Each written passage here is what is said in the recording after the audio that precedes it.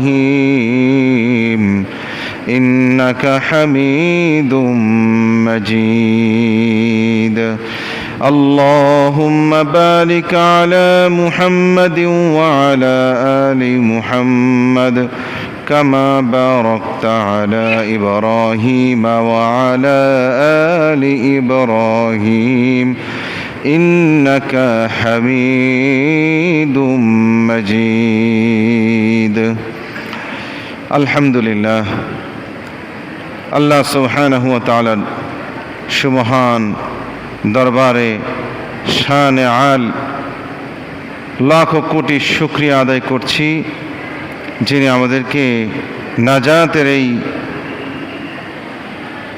অত্যন্ত দামি মুহূর্তে জুমার দিনে মসজিদে জুমার নামাজ আদায়ের উদ্দেশ্য নিয়ে আসার তৌফিক দান করেছেন এবং কোরআন ও সুন্নাহ থেকে কিছু আলোচনা আমাদেরকে করার মতো, শ্রবণ করার মতো সুযোগ করে দিয়েছেন। এজন্যে মালিকের দরবারে শুকরিয়া আদায় করছি, আলহামদুলিল্লাহ।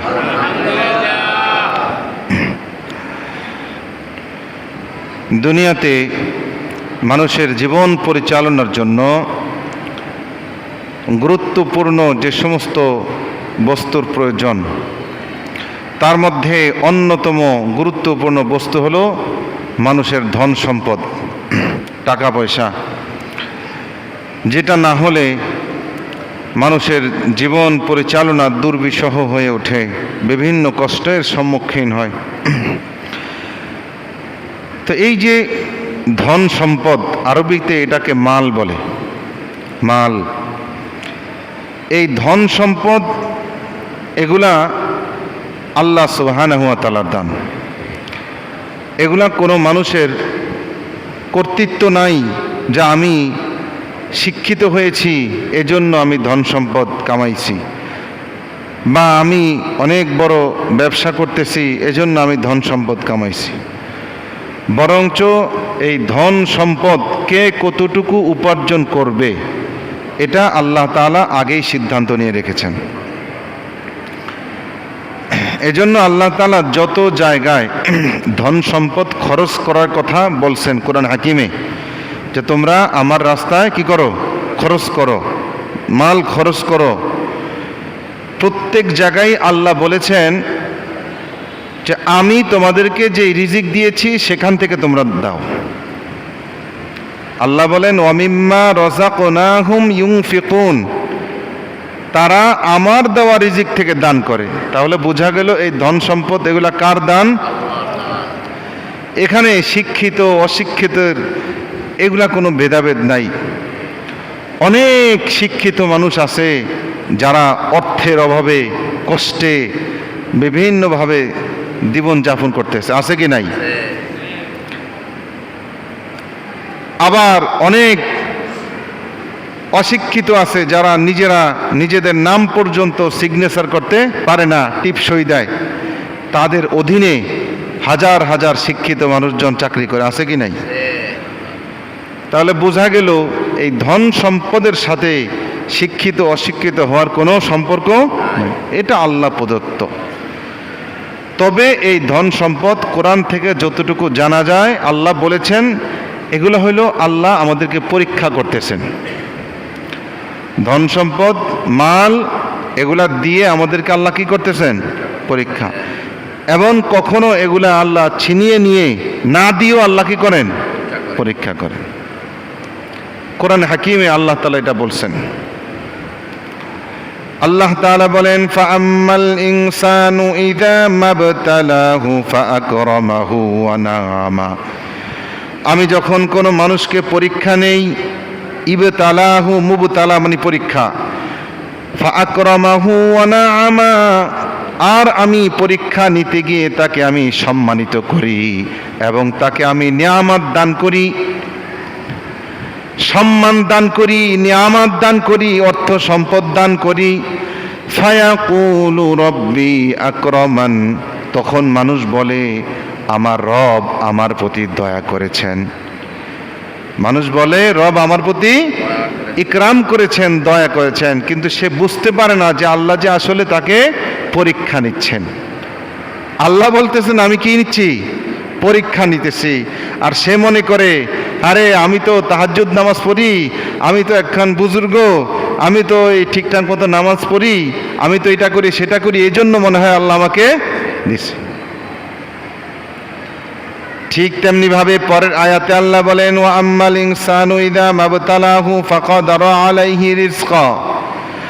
আর অপরপক্ষে আমি যখন কোন মানুষকে পরীক্ষা নেই আর পরীক্ষা নিতে গিয়ে আমি তার রিজিকের মধ্যে সংকীর্ণতা ঢেলে দেই, আমি তার ধন সম্পদকে ছিনিয়ে নিয়ে যাই, ফায়াকুলু রব্বি আহানান, তখন সে বলে রব আমাকে অপমান করলো, রব মনে হয় আমার প্রতি অসন্তুষ্ট হয়ে গেছে, মনে হয় আমাকে অপমান করতেছে, এগুলা বলে। কিন্তু সে বুঝতে পারতেছে না যে আল্লাহ তাকে পরীক্ষা নিচ্ছে। দুনিয়াতে অনেক নবী ছিল যাদেরকে আল্লাহ ধন সম্পদ দিয়ে পরীক্ষা নিয়েছেন। তার মধ্যে একজন নবী ছিলেন হযরতে সুলাইমান আলাইহিস সালাম। আল্লাহ তাকে কেমন ধন সম্পদ দিয়েছেন? হযরত সুলাইমান আলাইহিস সালামের রাজত্ব ছিল সূর্য যেখান থেকে উদিত হয় আবার সূর্য যেখানে গিয়ে অস্তমিত যায়, এই গোটা পৃথিবী ছিল সুলাইমানের রাজত্ব। দুনিয়ার রাজা বাদশারা মানুষের উপর রাজত্ব করে, কিন্তু পয়গম্বর সুলাইমান শুধু মানুষের উপর নয়, আল্লাহ তাকে জিন ইনসান প্রত্যেকটা মাখলুকাতের উপরে আল্লাহ তার রাজত্ব দিয়েছিলেন। কিন্তু এত কিছু পাওয়ার পরেও বাদশাহ সুলাইমান সব সময় বলতো হাদা মিন ফাদলি রব্বি, না এগুলো আমার কোনো কর্তৃত্ব না, এটা আমার রবের দয়া। সুবহানাল্লাহ। বাদশাহ সুলাইমান এত কিছু পাওয়ার পরেও আল্লাহর অনুগ্রহের কথা স্বীকার করত, শুকরিয়া আদায় করত। বাদশাহ সুলাইমান আল্লাহর কাছে দোয়া করত, রব্বি আউজিনি আন আশকুরা নি'মাতাকাল্লাতী আন'আমতা আলাইয়া ওয়া আলা ওয়ালিদাইয়া। হে আল্লাহ, হে আমার রব, আপনি আমার প্রতি এবং আমার পিতার প্রতি যেই নিয়ামত দিয়েছেন, অনুগ্রহ করেছেন, আমি যেন এগুলার শুকরিয়া আদায় করতে পারি। আল্লাহর কাছে শুকরিয়া আদায় করার জন্য কি চাইতেন? দোয়া চাইতেন। সুবহানাল্লাহ। তো বাদশাহ সুলাইমান এত ধন সম্পদ পাওয়ার পরেও আল্লাহর পথ থেকে তিনি এক চুল বিচ্যুত হন না। কোরআনে হাকিমের মধ্যে আল্লাহ সুবহানাহু ওয়া তাআলা বাদশাহ সুলাইমানের অসংখ্য ঘটনা আমাদের জন্য বর্ণনা করেছেন, যেগুলা ঈমান জাগানিয়া, যেগুলা শুনলে ঈমান তাজা হয়। একবার বাদশাহ সুলাইমান তার আস্তাবল থেকে ঘোড়াগুলো বাছাই করতেছিলেন, ঘোড়া বাছাই করতেছিলেন, উন্নত জাতের ঘোড়া। কেন? জিহাদ করার জন্য আল্লাহর রাস্তায়। তখনকার আমলে এই ঘোড়াই ছিল যুদ্ধযান। তখন সবচাইতে উৎকৃষ্ট যুদ্ধযান ছিল ঘোড়া। যুদ্ধের জন্য তিনি ঘোড়া বাছাই করতেছিলেন। কিন্তু ঘোড়া দেখতে দেখতে বাছাই করতে করতে কখন যে সূর্য পশ্চিম দিকে ডুবে গেছে, আসরের ওয়াক্ত চলে গেছে, বাদশাহ সুলাইমান টের পান নাই। ঘোড়া দেখতে দেখতে তার আসরের নামাজ কি হয়েছে? কাজা হয়ে গেছে, সূর্য পশ্চিম দিকে ডুবে গেছে। বাদশাহ সুলাইমানের অন্তরের মধ্যে খুব ধাক্কা লাগলো যে হায়রে, আমি তো দুনিয়ার মোহাব্বতে পড়ে গেলাম, দুনিয়ার ভালোবাসায় আমি পড়ে গেলাম। আল্লাহু আকবার। আমি তো আমার রবকে ভুলে গেলাম, আমি তো দুনিয়ার মোহাব্বতে পড়ে গেলাম। এবার বাদশাহ সুলাইমান কি বলতেছেন দেখেন। বাদশাহ সুলাইমান বলতেছে, ইন্নী আহবাবতু হুব্বাল খায়রি আন যিকরি রাব্বি। আমি তো দুনিয়ার মোহাব্বতে পড়ে আমার রবের জিকির ভুলে গেছি। নামাজ হইল আল্লাহর সবচাইতে বড় জিকির, নামাজ হইল আল্লাহর সবচাইতে বড় জিকির, এর চাইতে বড় জিকির আর হতে। তো বাদশাহ সুলাইমান কি করলেন? সব ঘোড়াগুলোকে আবার ফিরিয়ে নিয়ে আসলেন, যে আমি যেগুলা বাছাই করছি সব ঘোড়া আমার সামনে নিয়ে আসো। আর এই হাজার হাজার ঘোড়া বাদশাহ সুলাইমান আল্লাহর জন্য কোরবানি দিয়ে দিয়েছেন। ওই সময়ে ঘোড়া কোরবানি দেওয়া জায়েজ ছিল। যে ঘোড়া আমাকে আমার রবের স্মরণ থেকে গাফিল করছে, ওই ঘোড়া আল্লাহর রাস্তায় কুরবানি। সুবহানাল্লাহ। আল্লাহ তাআলা খুশি হয়ে গেছেন। রব্বুল আলামিন বাদশাহ সুলাইমানকে এমন এক তখ্ত দান করলেন, এমন এক সিংহাসন দান করলেন, যেই সিংহাসন শুধু জমিনের উপর চলে না, বরঞ্চ বাদশাহ সুলাইমানের নির্দেশে বাতাসের উপরে ভাইসা চলে। সুবহানাল্লাহ। যেই আমলে মানুষ প্লেন, হেলিকপ্টার তো দূরের কথা, এগুলার কথা কোনোদিন স্বপ্নেও ভাবতে পারে নাই, ওই সময় বাদশাহ সুলাইমানের তখ্ত আকাশের উপর দিয়ে ভাইসা যেত। সুবহানাল্লাহ। তাহলে বাদশাহ সুলাইমানকে আল্লাহ তাআলা দিয়া পরীক্ষা করছেন। পক্ষান্তরে আরেকজন পয়গম্বর ছিলেন বাদশাহ হযরতে আইয়ুব আলাইহিস সালাম। আল্লাহ তাকে বাদশাহী দান করছেন, অসংখ্য সন্তান দান করছেন, সুস্বাস্থ্যের অধিকারী বানিয়েছেন। এবার ইবলিস শয়তান আল্লাহর কাছে গিয়ে বলতেছে, আল্লাহ, আপনার এই যে আইয়ুব আপনার ইবাদত বন্দিগি কেন করে জানেন? কেন করে? এই যে আপনি তার রাজত্ব দিছেন এই জন্য করে। না, আমার আইয়ুব খুব ভালো, সেই রাজত্বের জন্য ইবাদত করে না। তাহলে একটু আমার পরীক্ষা করতে দেন। করগা। শয়তান তার সব রাজত্ব ধ্বংস করে দিছে। এখন দেখে বাদশাহ আইয়ুব কোনো পরিবর্তন নাই, আগের মতোই ইবাদত বন্দিগি করে। এখন শয়তান বলতেছে, আল্লাহ, এই যে তার অনেকগুলা সন্তান, অনেক সন্তান তার, এই জন্য সে আপনার ইবাদত বন্দিগি করে। একটু পরীক্ষা করি। কর। একদিন তার বিল্ডিং এর ছাদ ধসায় দিছে, বিল্ডিং এর নিচে তার স্ত্রী সন্তান যা ছিল সব শেষ। আর বাদশাহ আইয়ুব তাও ইবাদত বন্দিগি করতেছে। এখন শয়তান কইতেছে, আল্লাহ, সে আপনার ইবাদত বন্দিগি কেন করে জানেন? কেন? কই যে আপনি তার একটা সুঠাম দেহের অধিকারী বানাইছেন, তার রোগ বালাই নাই, খুব দেহটা তার তরতাজা, এই জন্য করে। না রে, আমার আইয়ুব এমনিতেই আমার ইবাদত করে। তাহলে একটু পরীক্ষা নেই। নে। এবার বাদশাহ আইয়ুব, পয়গম্বর আইয়ুবের শরীরের মধ্যে রোগ ব্যাধি জন্মাইছে।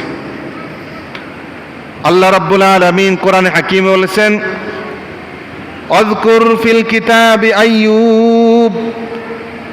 হে নবী, আপনি আইয়ুব আলাইহিস সালামের কথা আলোচনা করুন। আইয়ুব আলাইহিস সালামকে কি রকম ব্যাধি, কি রকম অসুস্থতা ধরছে। গোটা দেহের মধ্যে অসুস্থতা ছড়িয়ে গিয়েছে, এমন অসুস্থতা তার জনগণ তাকে ত্যাগ করছে, পরিবার তাকে ত্যাগ করছে, দূরে এনে এক জায়গায় রেখে দিয়েছে হযরত আইয়ুব আলাইহিস সালাম। কিন্তু তিনি আল্লাহ তাআলার ইবাদত বন্দিগি ছাড়ে না। তার বিবি ছিল বিবি রহিমা, যিনি ইউসুফ আলাইহিস সালামের বোন ছিলেন, হযরত ইয়াকুব আলাইহিস সালামের মেয়ে। তো বিবি বলতেছে, স্বামী গো, আপনি তো আল্লাহর নবী, আল্লাহর কাছে আপনি সুস্থতার জন্য চান।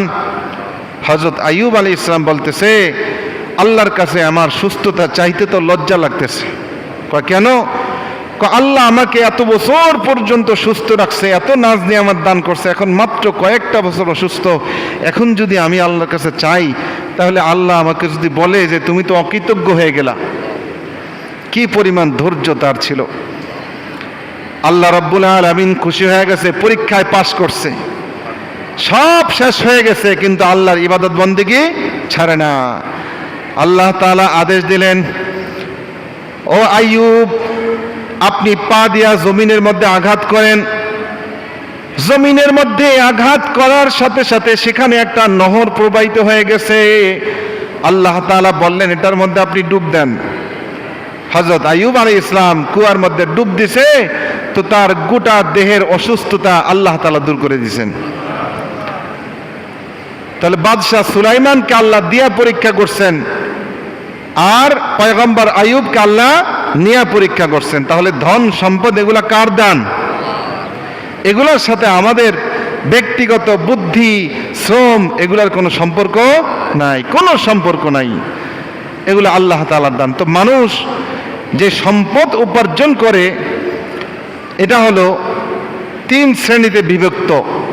একটা হলো সে সম্পদ উপার্জন করে নিজে খায়, আরেকটা হলো সে তার পরিবার পরিজনের জন্য খরচ করে, আর তৃতীয় নম্বর হলো সে সঞ্চয় করে, জমা রাখে। কি বলেন? ঠিক তাই তো? এর বাহিরে কিছু নাই। সে নিজে খায়, পরিবারের জন্য খরচ করে, অথবা সে সঞ্চয় করে। কেন সঞ্চয় করে? যাতে বিপদের দিনে তার কাজে আসে, তার এই সম্পদ তার বিপদ দূর করার কারণ হয়। এজন্য সে কি করে? সম্পদ জমা করে। কিন্তু আল্লাহ রাব্বুল আলামিন ওই জান্নাতের দেওয়ালের মধ্যে 3টা কথা লিখে রাখছেন। রাসূল করিম সাল্লাল্লাহু আলাইহি ওয়াসাল্লাম জান্নাত থেকে আসার পরে, মেরাজ থেকে আসার পরে সাহাবায়ে কেরামকে বলতেছে, ও আমার সাহাবীরা শুনো, জান্নাতের দেওয়ালের মধ্যে 3টা লাইন আমি দেখতে পেয়েছি, বড় চমৎকার সেই কথাগুলো।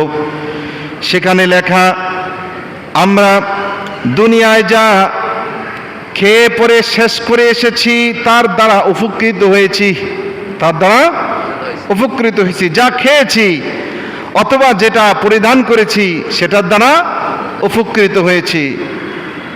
আর আমরা যেটা দুনিয়ায় থেকে আগে পাঠিয়ে দিয়েছি সেটা আমরা এখানে পরিপূর্ণ রূপে আল্লাহর কাছ থেকে পেয়েছি। এজন্য আল্লাহ রাব্বুল আলামিন কোরআনে হাকিমে বলেন, ইয়া আইয়ুহাল্লাযীনা আমানুত্তাকুল্লাহ ওয়াল তানজুর নাফসুম মা কদ্দামাত লিগাদ। হে ঈমানদার, তোমরা আল্লাহকে ভয় করো এবং প্রত্যেকেই যেন নজর রাখে আগামীকালের জন্য সে দুনিয়ায় থেকে কি পাঠাইছে। মা কদ্দামাত লিগাদ, আগামীকালের জন্য সে কি সঞ্চয় করেছে, এই জন্য এটা যেন সে নজরে রাখে। আগামীকাল মানে কি? হাসরের মাঠ। তো জান্নাতের মধ্যে 2য় লাইন লেখা যে আমরা দুনিয়ায় থেকে যেটা আগে পাঠিয়ে দিয়েছি সেটা আল্লাহর কাছ থেকে পরিপূর্ণরূপে পেয়েছি। এজন্য কোরআন হাকিমে রব্বুল আলামিন বলেছেন, ও দুনিয়ার মানুষ, তোমরা যেটা নিজেরা সঞ্চয় করো এটার চাইতে আল্লাহ তাআলার কাছে যেটা তোমরা পাঠিয়ে দাও এটা অনেক বেশি উত্তম, অনেক বেশি দামি।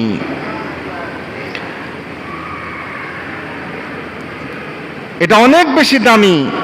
আর 3য় লাইন যেটা জান্নাতের দেওয়ালের মধ্যে লেখা সেটা হলো, আমরা দুনিয়ায় যেটা রেখে এসেছি, ছেড়ে এসেছি, তার দ্বারা আমরা ক্ষতিগ্রস্ত হয়েছি। বড় দামি কথাগুলো লেখা। এজন্য ভাইরা আমার, আমরা দুনিয়া থেকে অনেক সঞ্চয় করি কেন? যাতে বিপদের দিনে কাজে আসে। মানুষ যখন বিপদে পড়ে, আইন আদালতে সেখানে টাকার প্রয়োজন, অনেক সময় ছিনতাই হয়ে যায়, অনেক সময় ডাকাতি হয়ে যায়, চুরি হয়ে যায়, সব ধন সম্পদগুলো চলে যায়। কিন্তু দুনিয়ার কোনো মানুষ এই জন্য টাকা সে রাখে না যে আমার বড় কোনো রোগ হবে, এই রোগের জন্য আমি খরচ করবো, এই জন্য টাকা কেউ রাখে? কেউ কি এই জন্য রাখে যে আমি এরকম ওই মোহাম্মদপুরের গলি দিয়ে যাব আর ছিনতাইকারীরা ধরে আমার টাকা নিয়ে যাবে? এজন্য রাখে? কেউ রাখে না।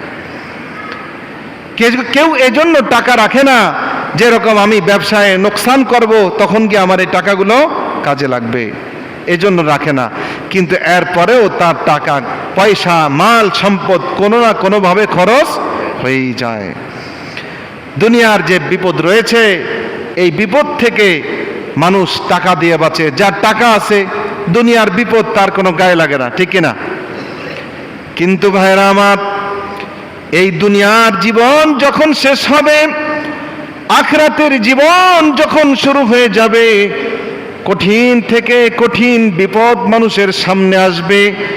ওই দিন দুনিয়ার কোনো মানুষ ধন সম্পদ নিয়ে যেতে পারবে না। আর যদি নিয়েও যেতেও পারত, এই ধন সম্পদ আখিরাতে কোনো কাজে আসবে না। আসবে? কোনো কাজে আসবে না। সেখানে সব নেকির খেলা, নেক আমলের খেলা হবে সেখানে। এজন্য রব্বুল আলামিন কোরআন হাকিমে বলেন, আশ-শাইতানু ইয়াইদুকুমুল ফাকরা ওয়া ইয়া'মুরুকুম বিল ফাহশা। তোমরা যখন ধন সম্পদ আল্লাহর রাস্তায় খরচ করতে চাও, তখন শয়তান তোমাদেরকে দরিদ্রতার ভয় দেখায়। শয়তান কি দেখায়? দরিদ্রতার ভয়। এই দিস না, ফকির হয়ে যাবি, কমে যাবে। কি বলেন? কারণ আমার সম্পদের একটা অংশ সেটা আরেক ব্যক্তির মালিকানায় চলে যাচ্ছে, বাহ্যত দেখা যায় যে আমার সম্পদটা কমে গেল, ঠিক কিনা? কিন্তু রাসূল করিম সাল্লাল্লাহু আলাইহি ওয়াসাল্লাম বলেন, মা নাকাসাত সাদাকাতুম মিন মাল। ও আমার উম্মত শুনো, কোন ধরনের দান সাদকা, আল্লাহর রাস্তায় দান করা কোনো মানুষের সম্পদকে কমায় না। কারো যদি কমে যায় সে যেন আমার কাছ থেকে নিয়ে নেয়। আল্লাহ রাসূল কি বলেছেন? দান করার কারণে, সাদাকা করার কারণে কারো ধন সম্পদ যদি কমে যায় সে যেন আমার কাছ থেকে নিয়ে যায়।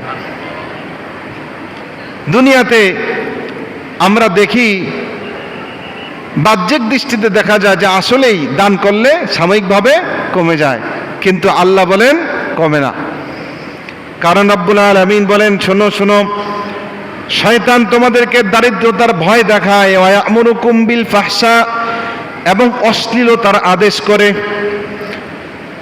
আল্লাহু ইয়াইদুকুম মাগফিরাতাম মিনহু ওয়া ফাদলা, পক্ষান্তরে আল্লাহ তাআলাও দুইটা ওয়াদা করতেছেন।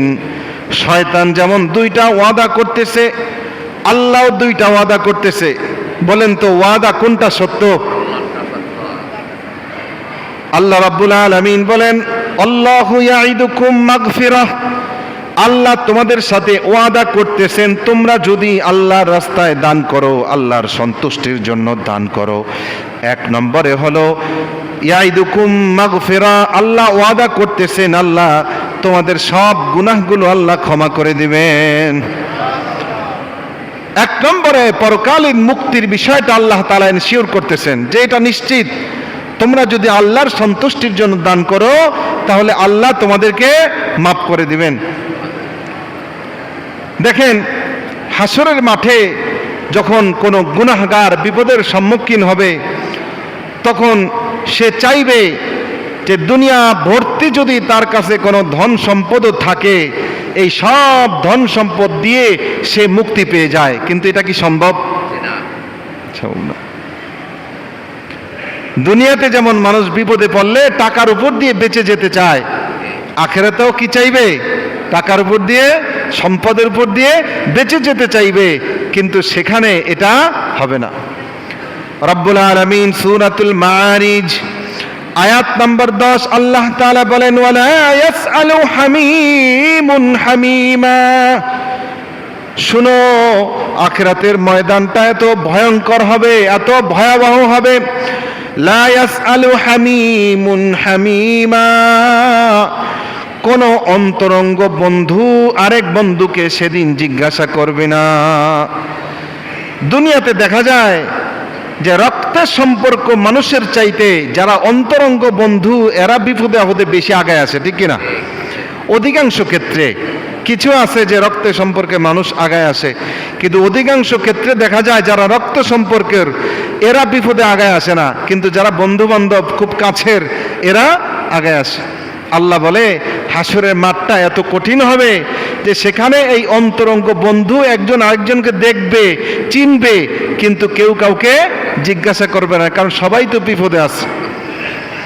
রব্বুল আলামিন বলেন, ইউবাসসিরুনাহুম, বলে তারা একে অন্যকে দেখবে, কিন্তু বলে এরকম না যে বিষয়টা যে চিনে না বা দেখে নাই, বলে এরকম না, চিনবে, দেখবে, এরপরেও জিজ্ঞাসা করবে না।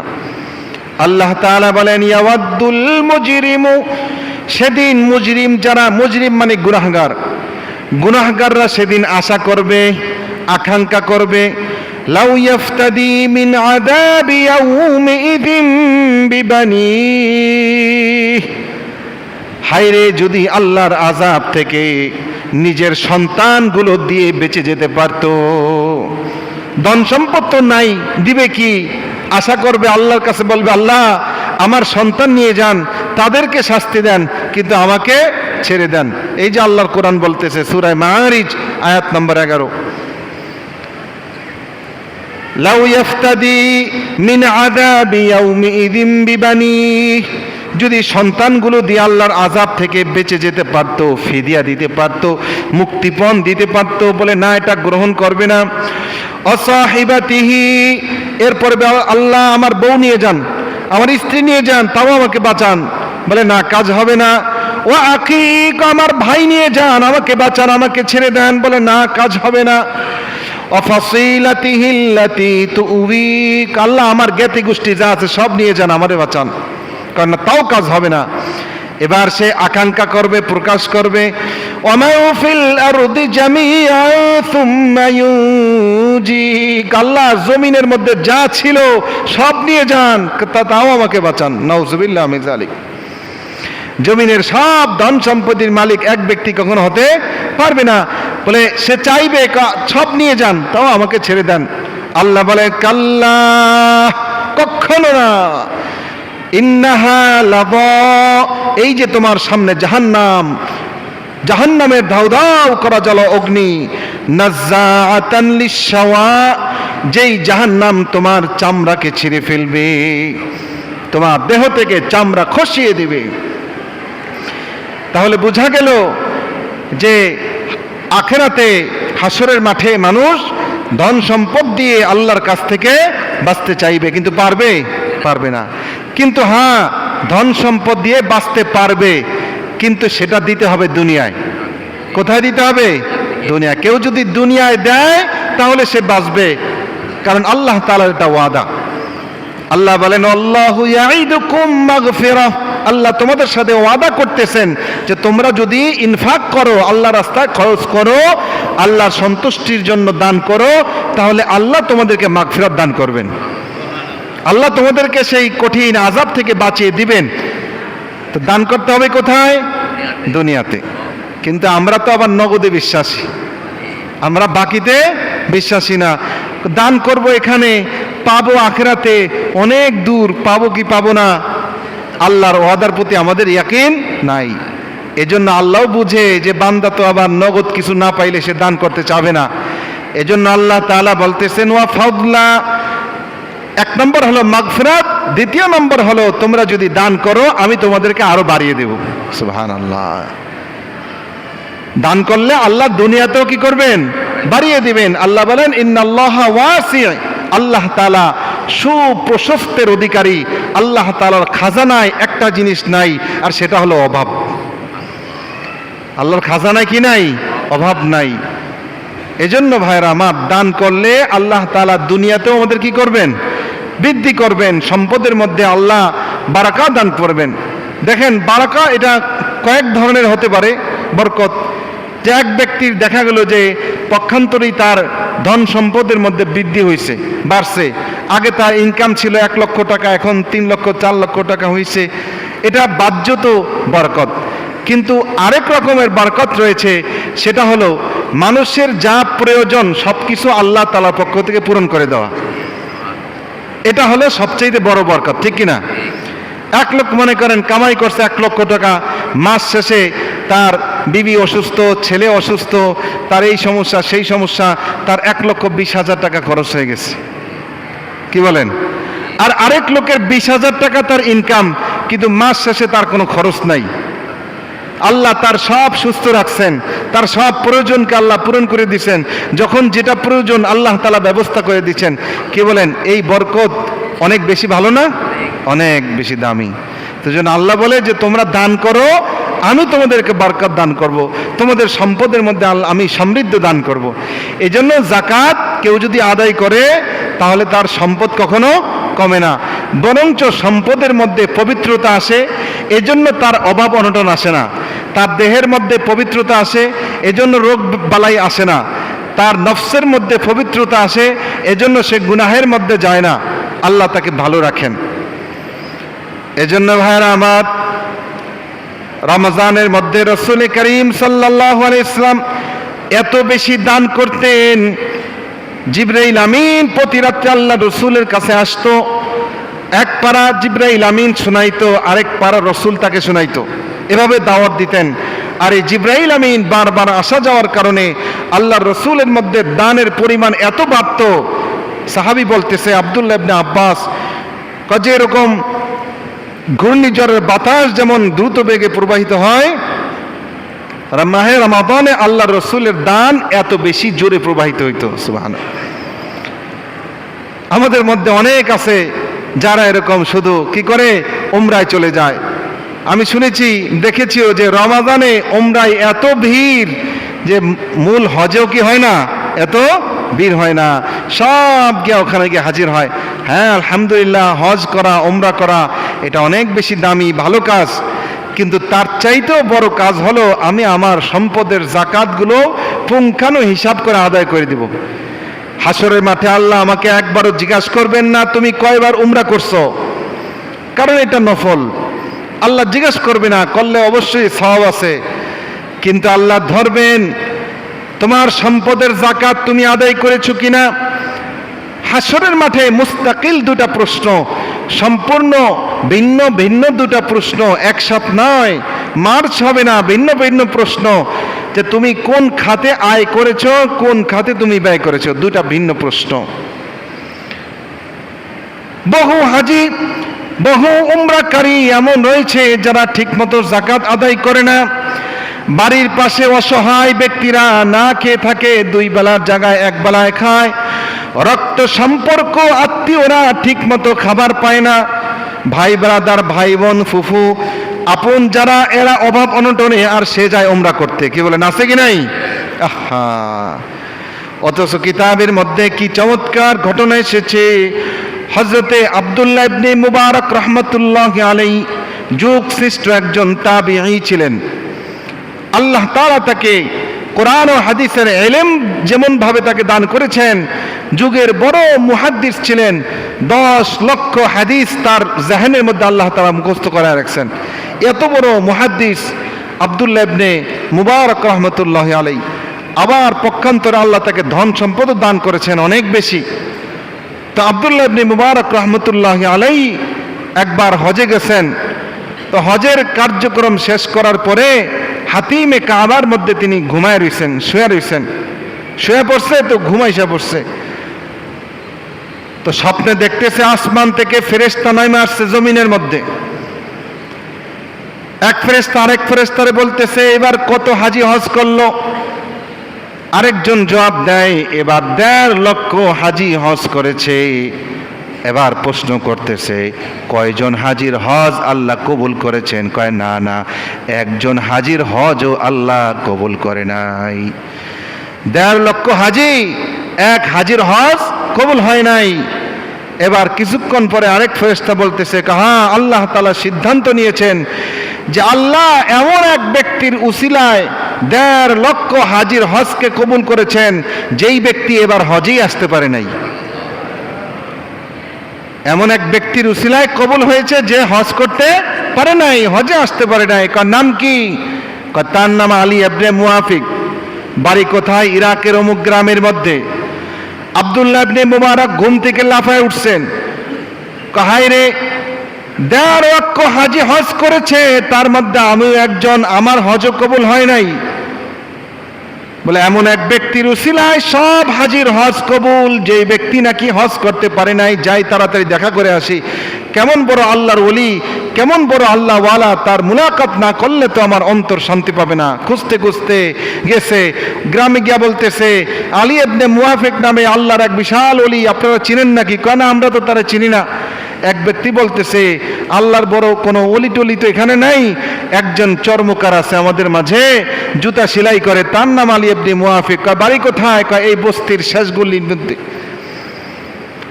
ঘরের মধ্যে গিয়া টুকা দিছে, সালাম দিছে। ভিতর থেকে গম্ভীর কণ্ঠে বলতেছে কে তুমি? মনে হয় কোনো ভিক্ষার জন্য আসছো, আমার কাছে কিছু নাই। না, ভিক্ষার জন্য আসি নাই, আপনার সাথে মোলাকাতের জন্য আসছি। ঘর থেকে বের হয়ে গেছে। তো হাত ধরে একটা নির্জন জায়গায় বলতেছে আলী ইবনে মুআফিক আপনার নাম? কাহা? আপনি কেই এমন আমল করছেন যেই আমলের উসিলায় আল্লাহ 1.5 লক্ষ হাজির হজ কবুল করছে। আলী ইবনে মুআফিক বলতেছে আমার তো কোনো এমন আমল নাই, আমার এমন কোনো আমল জানা নাই যে আমলের কারণে আল্লাহ এত বড় হাজিদের হজ কবুল করবে। আমল তো একটা অবশ্যই আছে। হ্যাঁ হ্যাঁ, কিছুদিন আগে এমন একটা ঘটনা আমার সাথে ঘটেছে, যেই ঘটনার কারণে আমি ভারাক্রান্ত হৃদয়, আমি খুবই দুঃখিত, ঘর থেকে কোথাও বের হই না। সেই ঘটনাটা কি সেটাই আমাকে একটু খুলে বলেন। এবার আলী ইবনে মুআফিক বলতেছে ওগো আল্লাহর ওলি আব্দুল্লাহ ইবনে মুবারক, আমি এই ইরাকের মধ্যে 30 বছর পর্যন্ত এই জুতা সেলাই করে কালি দিয়া আমি আমার জীবিকা নির্বাহ করি। অনেক হাজিরা আমার সামনে দিয়া কাফেলায় হজ করতে যায়। আমার কয়েক বছর ধরে খুব ইচ্ছা যাচ্ছে যে আমিও একবার আল্লাহর ঘরে যাব, কিন্তু আমার তো কোনো টাকা পয়সা নাই। আমি দিনে যা উপার্জন করি এটা দিয়ে আমার সংসার চলে, আমার আর কোনো টাকা থাকে না। এই জন্য আমি নিয়ত করলাম যে আমি এখন থেকে দিনেও কাজ করব, রাতেও কাজ করব, দিনের টাকা দিয়ে সংসার চালাবো আর রাতের টাকা জমিয়ে আমি হজে যাব। 3 বছর পর্যন্ত এভাবে কাজ করলাম। কাজ করার পরে আমার কাছে কিছু টাকা জমছে। এবছর যখন হাজিরা কাফেলা যাবে হজে, তাদের মাঝে আমিও নাম লেখাই দিলাম যে আমিও হজে যাব। বেশ কিছু কেনাকাটা করলাম, কিন্তু যেদিন কাফেলা বের হবে তার আগের দিন হঠাৎ একটা ঘটনা ঘটলো। আমার বিবি ছিল সন্তান সম্ভবা, সে হঠাৎ আমার কাছে আবদার করলো যে স্বামী, আমার একটু গরুর গোশত খাইতে মন চায়, গোশত খাইবার খুব ইচ্ছা, আমাকে একটু গোশতের ব্যবস্থা করে দেন।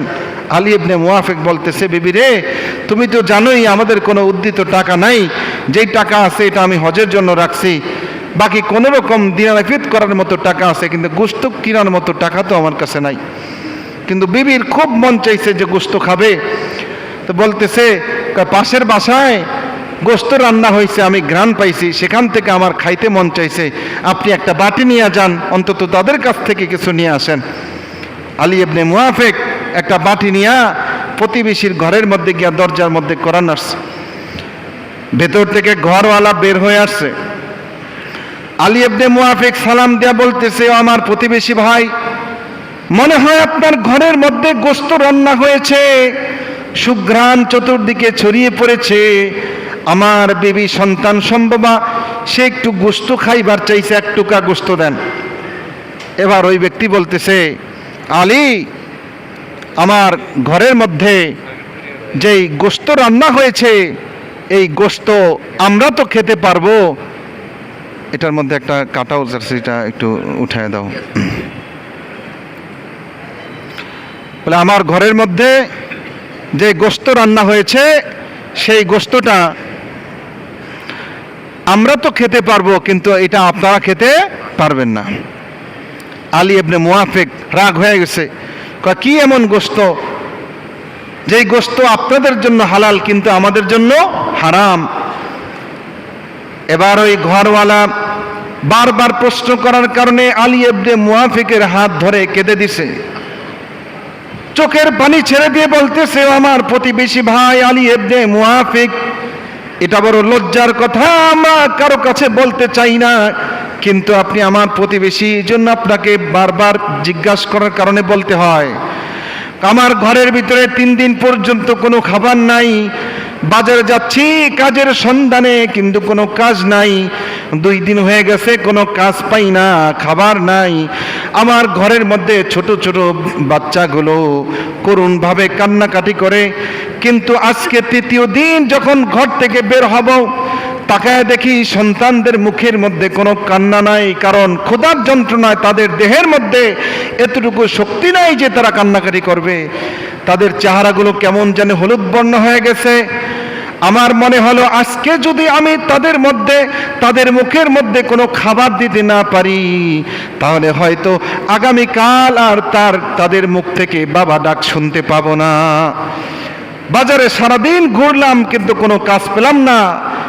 বাড়ির দিকে ফিরতেছি, কোনো টাকা নাই, খাবার নাই, কিছু নাই। পথের মধ্যে দেখি কারা যেন একটা কাদের গাধা মরে গেছে, এটা পথের কিনারার মধ্যে ফেলে রাখছে।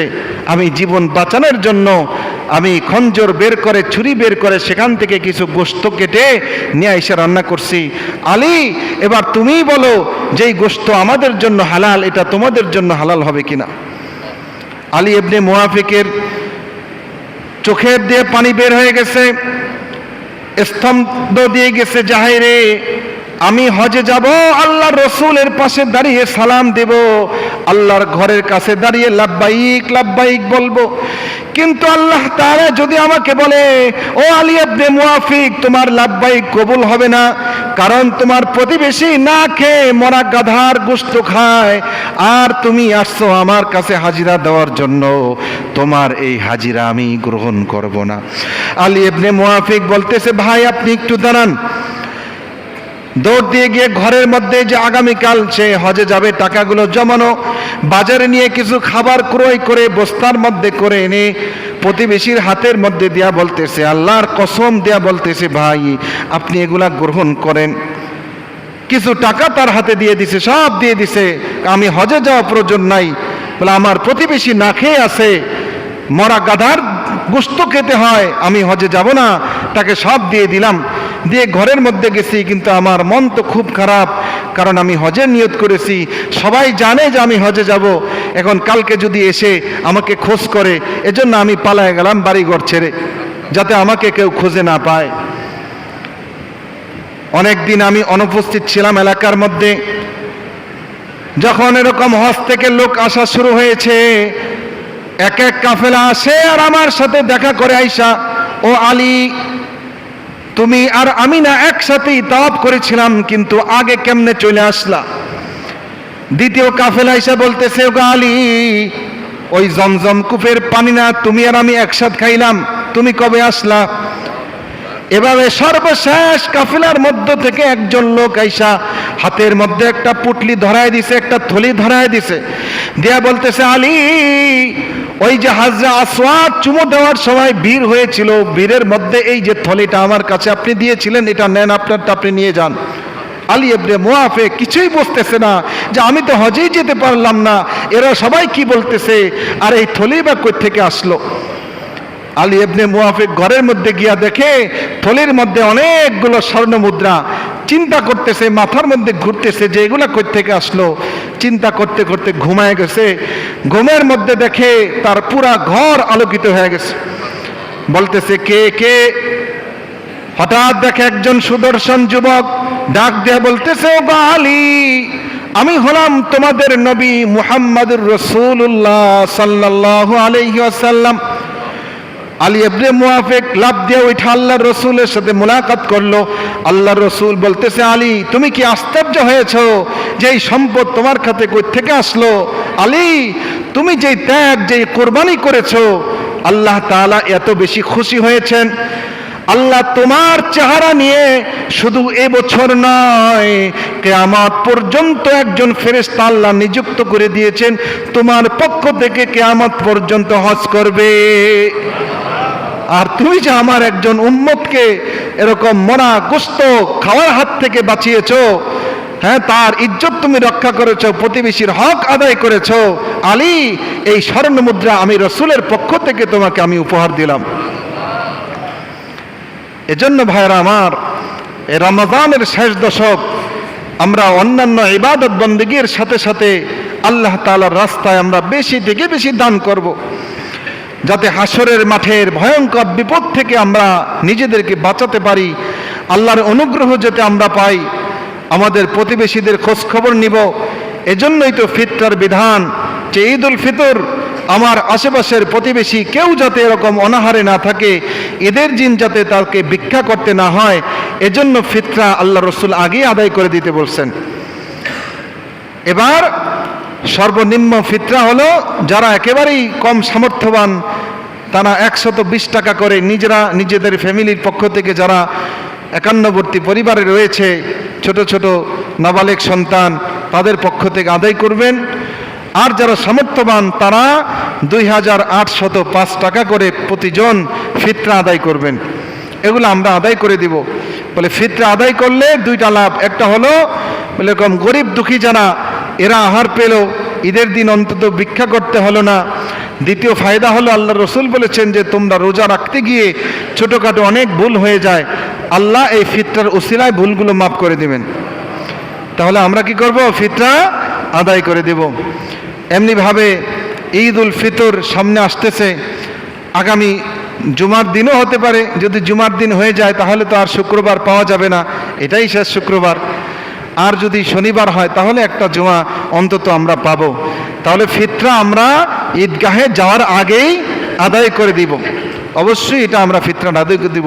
যাদের জাকাত ফরজ হয়েছে, জাকাত আমরা অবশ্যই আদায় করে দিব। কোনো রকম লামসাম একটা এরকম শাড়ি কাপড় লুঙ্গি মঙ্গি দিয়ে জাকাত আদায় করব না, বরঞ্চ জাকাত হলো গরিবদেরকে, দারিদ্র্যকে বিমোচন করার জন্য, দারিদ্র্য দূর করার জন্য। আল্লাহ বলেছেন যে তোমাদের কারো একক হাতে যাতে সম্পদ পঞ্জীভূত না হয়, মুষ্টিমেয় কিছু ধনীদের কাছে যাতে সম্পদ জমা না থাকে, বরঞ্চ সম্পদ যাতে গরিবদের মধ্যেও ছড়িয়ে পড়ে, যাতে ব্যালেন্স ঠিক থাকে, এজন্য জাকাতের বিধান। ওই কিছু শাড়ি কাপড় এটা দিয়ে যদি আমি আদায় করি, যদি দারিদ্র বিমোচনই না হয়, তাহলে জাকাত আদায় করে লাভ কি? এজন্য আমরা এরকম যারা সত্যিকার অর্থে জাকাতের হকদার খুঁজে খুঁজে তাদেরকে জাকাত দিয়ে দিব, আমরা পরিশোধ করব। আর ঈদ উল ফিতরের জামাত সাতঘরিয়া আপনাদের এই ঐতিহ্যবাহী মসজিদে ঈদ উল ফিতরের জামাত 8:30 8:30 অনুষ্ঠিত হবে ইনশাআল্লাহ। যদি আগামী জুমা পাওয়া যায় তো আবার ঘোষণা দেব, অন্যথা এটাই তো শেষ ঘোষণা। কয়টায়? 8:30 অনুষ্ঠিত হবে ইনশাআল্লাহ। তা আমরা 8টার মধ্যেই মসজিদে উপস্থিত থাকার চেষ্টা করব ইনশাআল্লাহ। আল্লাহ তাআলা আমরা যা কিছু আলোচনা করলাম এর উপর আমল করার তৌফিক দান করেন। ওয়া আখির দাওয়ানা আলহামদুলিল্লাহি রাব্বিল আলামিন। যারা সুন্নত